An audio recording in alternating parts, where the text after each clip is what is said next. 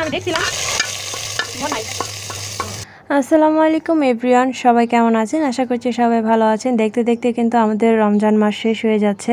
সবার রোজা কেমন কাটতেছে অবশ্যই কিন্তু কমেন্ট করে জানাবেন। তো আলহামদুলিল্লাহ এবারে রোজাগুলা কিন্তু খুবই ভালো কেটেছে। আল্লাহ যেরকম শান্তিময় রেখেছে দিনগুলোতে, এরকম গরমও নাই, কোনো কিছু নাই। আলহামদুলিল্লাহ ভালো লেগেছে। আর আজকে আপনাদের সাথে একটা ভিন্ন রকমের খাবার মানে রেসিপি শেয়ার করব। অনেকে হয়তো জানেন কিন্তু আমাদের জন্য নতুন ছিল। তো আজকে ছিল করলা দিয়ে মাছের তরকারি রান্না করবে। তো এখানে কিছু করলা কেটে নিয়ে নিয়েছে, আর এখানে তেলাপিয়া মাছের 2টা পিস নিয়ে নিয়েছে, আর সিমের বিচি, এখানে হচ্ছে লইট্টা শুটকিগুলো দিয়ে তারপর আলু এবং সিমের বিচি দিয়ে দিবে। তো আমরা কিন্তু কখনোই করলার তরকারি খাইনি, সবসময় ভাজিই খেয়েছি। তো আমাদের কাপা বলতেছে যে না, সম্পর্কে আমার ননাস হয়, তো উনি বলতেছে যে খুবই মজা হয়, একবার খেয়ে দেখেন। তো আজকে উনি এটা রান্না করতেছে, তো আমি আবার আপনাদের জন্য একটু ভিডিওটা শেয়ার করলাম। ভালো লেগে থাকলে আপনারা বাসায় ট্রাই করে দেখতে পারেন। আমাদের কাছে কিন্তু খুবই ভালো লেগেছে। তো এখন এই তো এখানে সব কিছু দিয়ে দিয়েছে, দেওয়ার পর এখানে পেঁয়াজ কুচি দিচ্ছে।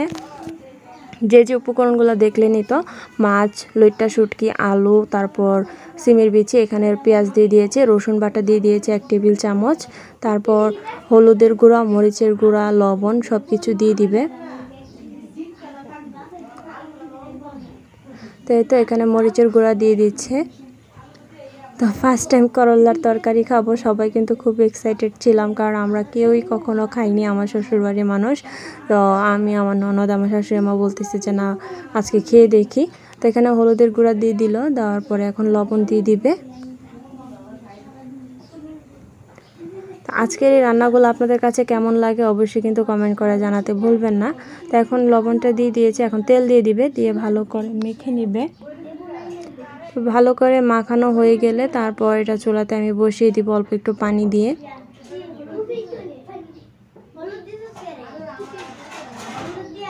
তো এখন এখানে পানি দিয়ে দিচ্ছি একটু। তো এই তো এখন এখানে পানি দিয়ে দিয়েছে, ঝোলের পানিটা দিয়ে এখন এগুলো সিদ্ধ হওয়ার জন্য আমরা বসিয়ে দিব। এই তো চুলায় বসিয়ে দিলাম, তো একটা ঢাকনা দিয়ে ঢেকে রেখে দিব এখন। তো এই তো দেখতে পাচ্ছেন বলক চলে এসেছে, তো একটু নেড়ে চেড়ে দিচ্ছি। তো খেয়াল রাখতে হবে কখন এগুলা মানে সিদ্ধ হবে। তো এখানে আলু, সিমের বিচিটা সিদ্ধ হয়ে গিয়েছে, তারপর করলাটা দিয়ে দিলাম। করলাটা দিয়ে ভালো করে নেড়ে চেড়ে নিতে হবে। করলাটা দিয়ে ভালো করে নেড়ে চেড়ে তারপর আবার জালে বসিয়ে দিতে অল্প একটু পানি দিয়ে, না হয় কিন্তু পোড়া লেগে যাবে। আর এই মুহূর্তে কিন্তু আর ঢাকা যাবে না, ঢাকা নিষেধ, কারণ ঢেকে দিলে নাকি তরকারিটা তিতো হয়ে যাবে, যার কারণে আর ঢেকে দিইনি। এখন শুধু ঝোলের পানিটা দিয়ে দিবে যেন করলাটা সিদ্ধ হয়ে যায়। আর মাছগুলা ভেঙে দিচ্ছি।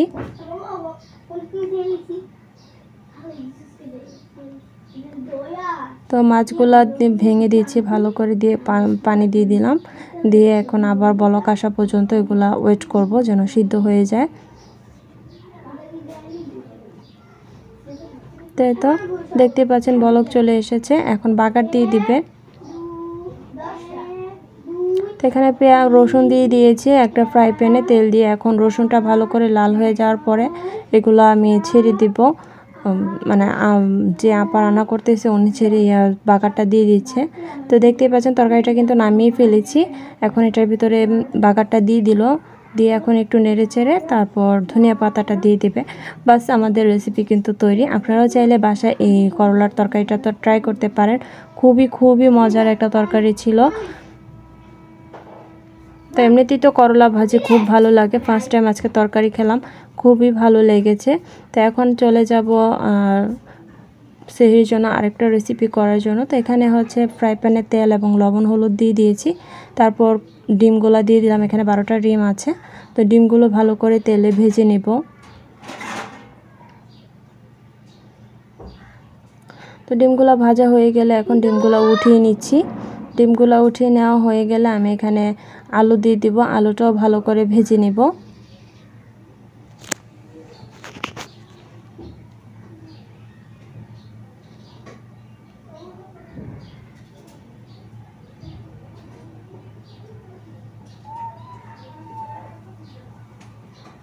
তো তো আলুটা ভাজা হয়ে গিয়েছে। এখন আমি একটা ফ্রাই প্যানে পেঁয়াজটা লাল করে ভেজে নিয়েছি। তারপর 1 টেবিল চামচ রসুন বাটা, তারপর 1 টেবিল চামচ আদা বাটা দিয়ে দিব, দিয়ে ভালো করে একটু নেড়ে চেড়ে নেব।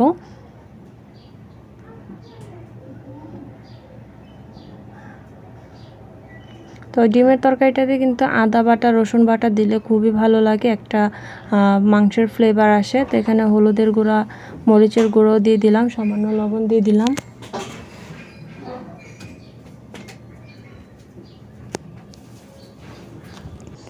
তো মরিচের গুঁড়া এবং হলুদের গুঁড়া দিয়ে দেওয়ার পরে পরিমাণ মতো লবণ দিয়ে দিচ্ছি।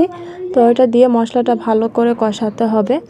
মশলা আপনার যত কষানো হবে আপনার রান্না কিন্তু তত ভালো লাগবে। মশলার একটা কাঁচা গন্ধ থাকে, ওইটা চলে যাওয়ার পরে আপনারা কিন্তু যে তরকারিটা রান্না করবেন ওই সবজিগুলো দিয়ে দিবেন। তো আমার মশলাটা কষানো হয়ে গিয়েছে। তো এখন আমি এখানে আলুগুলো দিয়ে দিব। দেখতে পাচ্ছেন উপরে কিন্তু তেলটা ভেসে উঠেছে। তো আলুগুলা দিয়ে দিলাম, ভেজে রাখা আলু। ভেজে রাখা আলুগুলা দিয়ে আমি এখন ভালো করে নেড়ে নিব।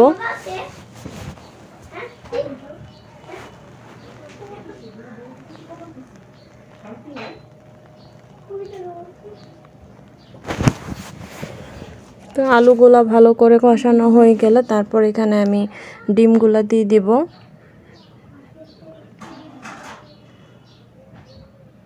তো ডিম আর আলু ভালো করে কষানো কষানোর জন্য আমি একটু ওয়েট করব, কেননা যত কষানো হবে ততই কিন্তু রান্না ভালো হবে। তো আজকের 2টা তরকারি কিন্তু খুবই মজার হয়েছিল।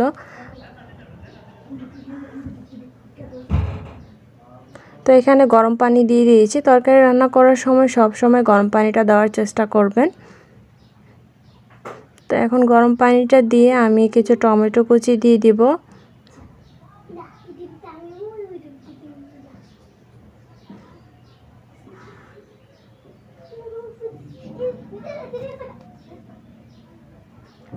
তো টমেটো ফালিগুলো দিয়ে এখন ঢেকে দিব, যেন আলু টমেটো সব কিছু সিদ্ধ হয়ে যায় ভালো করে এবং মশলাগুলো সুন্দরভাবে আলু এগুলোর গায়ে ঢুকে যায় আর কি।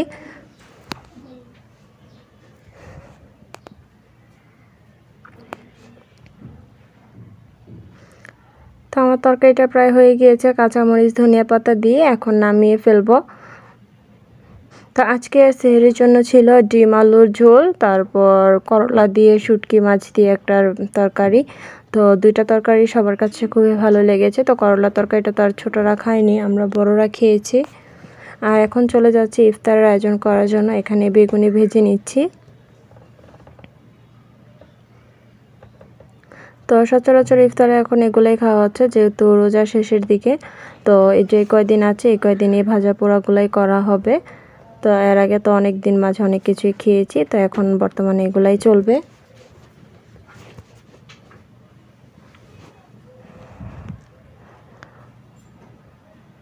তো এই তো বেগুনিগুলো ভাজা হয়ে গিয়েছে, আমি এখন এগুলো নামিয়ে নিচ্ছি। তো এক এক করে এভাবে বেগুনি আলুর চপ এগুলো করে নেব।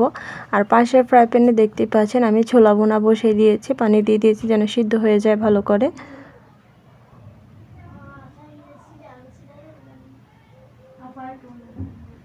তো এক এক করে আলুর চপগুলো দিয়ে দিচ্ছি। আজকের ব্লগটা আপনাদের কাছে কেমন লাগলো অবশ্যই কিন্তু কমেন্ট করে জানাবেন। তো আজকের একটা ভিন্ন রকম রেসিপি শেয়ার করলাম, সাথে ডিম আলুর তরকারি, আর আমাদের তো ইফতার আছেই।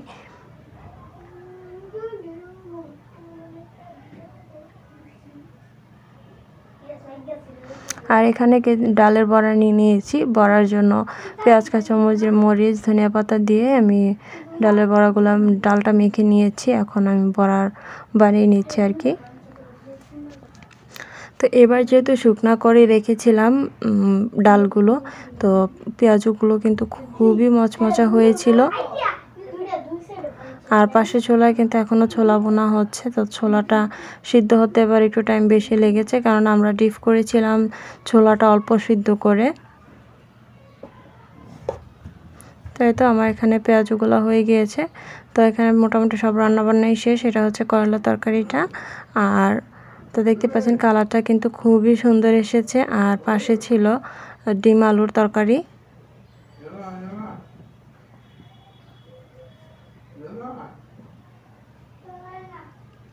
আর এখানে হচ্ছে ছোলা ভুনাটা, আর এদিকে ইফতারের আয়োজন বেগুনি আলুর চপ, বড়া, এগুলো সব কিছু একসাথে এখন নিয়ে নিয়েছি এখন সবাই। আর এখানে ভাতের পানি বসিয়ে দিয়েছি, যেহেতু ইফতার পরপর হুজুর আসবে ভাত নেওয়ার জন্য, তো এর জন্য আর কি আমরা ভাতটা তাড়াতাড়ি বসিয়ে দিই। আর এখানে খেজুর ভিজিয়ে রাখা হয়েছে। আর দেখতে পাচ্ছেন ইফতারের টাইম হয়ে যাচ্ছে, যার কারণে ইফতার রেডি করা হচ্ছে।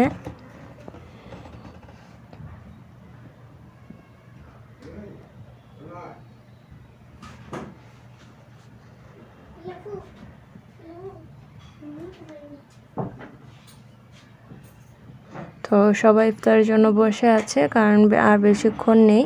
তো আমরা ইফতারের জন্য এখানে শরবত সব কিছু গ্লাসে গ্লাসে নিয়ে নিয়েছে।